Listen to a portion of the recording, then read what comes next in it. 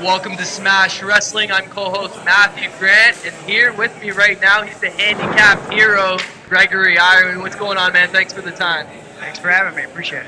Congratulations on all the success lately. Another promotion such as AIW, AAW. Talk a little bit about the work you're doing there with the Iron Curtain. Well, the Iron Curtain is for the protection of the fans. A lot of people get the wrong impression that it's for protection of myself, but I mean, what it comes down to is there's a lot of fans that have grown to, I don't want to say dislike me, but I feel like they're jealous of me, and in order to protect them, the Iron Curtain stops them from coming over the rail to do something that they might regret. So I'd like to think that the Iron Curtain with Benjamin Boone, Joey Martini, Ricky Shane Page, it's really growing momentum. And I forget to mention Dick Justice. Dick Justice, he has his ups and downs. He's a different character for sure. But Iron Curtain, definitely a success story within professional wrestling right now. Absolutely, man. Absolutely. Congratulations on the huge steel cage match too with Beta Scott at AIW. Talk a little bit about that and your relationship with Beta Scott. Steel cage match, it was rough for me, because I felt like going into it, it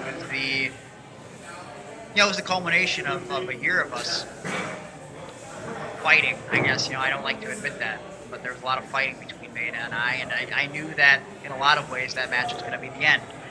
And it was brutal. It was brutal not only physically but mentally. It was heartbreaking.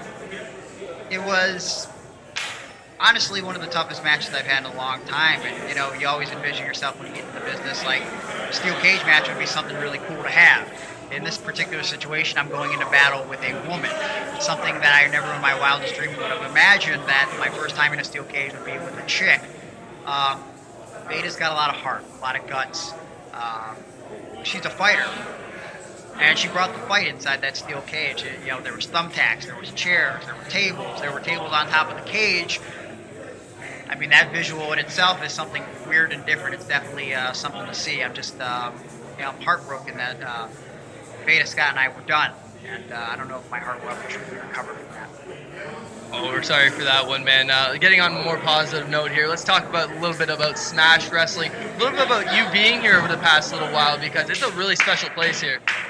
Yeah, in a lot of ways, I think Smash Wrestling has become my northern home. I'm from Cleveland, Ohio, and for a long time, I was getting only sporadic bookings up in Canada. I like to think Smash Wrestling not only has become my Canadian home, but it opened up a lot of doors for me here in Canada for other promotions. And Smash really brings a different type of atmosphere, not just for me, but I think for a lot of the guys in the locker room, a lot of people in the crowd.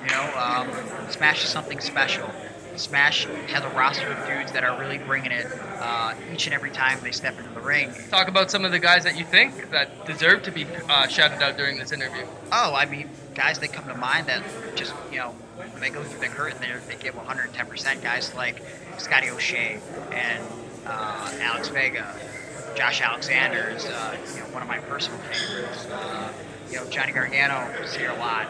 Matt Cross, obviously the champion and a good friend of mine. M-Dog really brings it all the time. John Green, Sebastian Suave. I mean, some of the guys I like, some of the guys I don't like, but all the guys in that locker room give 110% each and every time, and that you have to respect. And you don't find that in a lot of places in Canada and in the United States. There's guys that'll phone it in. There's guys that are, half trained, not in shape, and I like to think that everybody on the Smash roster, they deserve to be here, they want to be here, and they show that each and every time they step in the ring. Couldn't agree more. Would you say, is it safe to say that Smash Wrestling, the premier promotion here in Ontario, even Canada?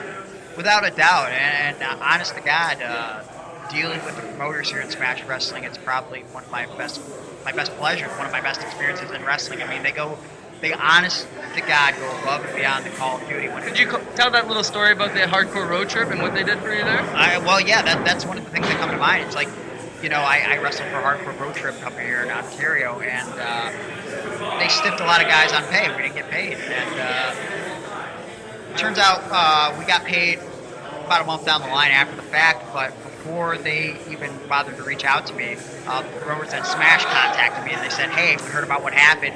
We don't want to give wrestling in Canada a bad name. We're going to pay you X amount of dollars for that show. And that's something they did not have to do. That's unheard of in professional wrestling because, as much as we love it. You know, there's a bad side. There's a bad side to everything, and there's a dirty, scummy side to a lot of promoters. And Smash Wrestling, they had nothing to do with a hardcore road trip. They had no reason to want to pay me or make things right, but they did that not just to get Smash publicity. That wasn't the intention at all. It was to make things right for guys that they feel like go above and beyond the Call of Duty. For them, they wanted to do the same thing. And even after the fact, when I got paid, I contacted the promoters. I said, hey, I got paid. I'm going to send you this money. They said, don't worry about it. They were like, treat it as a bonus. I mean, so again, that's unheard of in professional wrestling, and I have nothing but praise for the guys behind the scene in Smash Wrestling for what they do. Absolutely, truly fantastic story, man. Just throw out your Twitter, throw out the social media for everybody, for our listeners to check it out. Sure, yeah. You can find me on social media on Facebook at facebook.com/thehandicapped.hero. I'm on Twitter at Gregory Iron, and I'm now on Instagram, kind of new at it, at Gregory_Iron. You can find me there, and hopefully in the coming weeks, actually, I'm trying to get a .com up, so I should have Gregory-Iron.com coming up in the near future. So a lot of big things, always trying to be social, on social media, that's what it's for. So, yeah, I'm all about it. Hit me up. Absolutely, man. Thank you very much for the time. Enjoy it tonight. Welcome to Smash Wrestling Super Showdown 2. I'm your co-host, Matthew Grant. I'm here with the men that are going to be taking on the Young Bucks here tonight, reliving the biggest tag team feud in North America tag history. Ladies and gentlemen, player uno, player dos, the Super Smash Brothers. What's going on, guys? Not much, man. We're sitting down with you. Yeah, that's what we're doing. Absolutely, guys. Keeping busy. As always, guys, talk a little bit about the environment here at Smash Wrestling. You guys have been here a little bit the past little while. Talk a little bit about the environment, the crowd. Just recommend why the people should be here at Smash Wrestling and not missing out. Well, Smash Wrestling takes the best talent in all of America, not just Canada, but America. So the U.S. and Canada brings it all in one home and brings it in front of a really hot crowd. There's nothing more fun than wrestling in front of a hot crowd against the best wrestlers in the world, where you can prove yourself one of them as well. Absolutely. I personally think it's amazing. I was going to say just that. It doesn't matter how many great wrestlers you bring, if your crowd isn't one you want to perform in front of, sometimes you just don't get the best out of your worker. And this crowd right here respect the business, they like the sport, and they're here to enjoy good wrestling, and we are thankful for that. Smash Wrestling has a great crowd. Couldn't agree more, guys. Talk a little about the tag feud you guys have with Matt and Nick Jackson, the Young Bucks, because those two, man, we could be here all day talking about those two guys, but we could be here talking about you guys all day as well. True, and we are talking about us versus the Young Bucks. The Young Bucks, we started wrestling almost 3 years now. And originally it was kind of a dream match. People were thinking, oh man, I really hope the Smash Brothers wrestle the Young Bucks.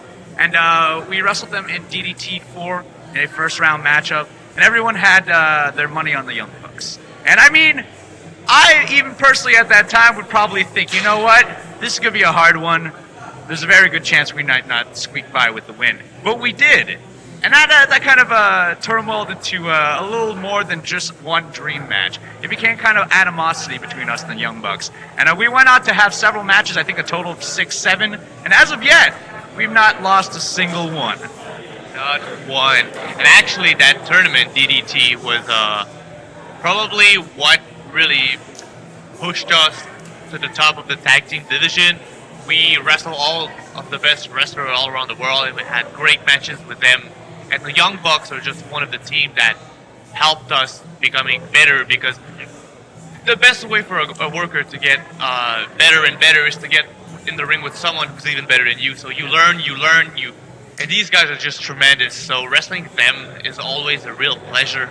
Also a lot of pain, but mainly pleasure. And super kicks. Oh my god, my jaw. It's unbelievable. But yeah, wrestling the Young Bucks is always a real pleasure. So it's just, I can't get enough of these guys, you know. And talk about a little bit about the tag team division Smash Wrestling has. I've said it multiple times. Smash Wrestling can come up with a tag team division, tag team titles, everything, and you'd be set here, because you guys got these guys here, the Super Smash Brothers. You got the Young Bucks. You got the Goat Brigade.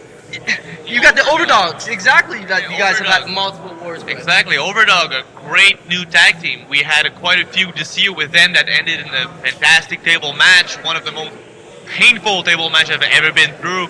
So yeah, tag team division here in Smash Wrestling is really good and getting better at every show, so that's a great thing. Biggest threat besides you guys? Beside us, I'd say the Young Bucks definitely, if they're here to stay, they're definitely the biggest threat. They've got a lot of experience behind their belts, and they have a lot of belts. They love collecting them. They're champions everywhere, and there is no other reason they're champion than because they're that damn good. I couldn't agree more. I gotta ask, because this is a very popular topic, why can't we have the Super Smash Brothers in the United States? We unfortunately came with a little disagreement with the American border that we're currently trying to resolve.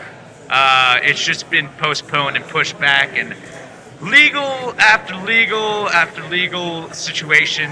But hopefully you'll be seeing us back to wrestling the Young Bucks, back to wrestling whoever is on the American scene, as we have not been there to test the waters. Absolutely. It's really just a matter of time before we solve those paperwork details.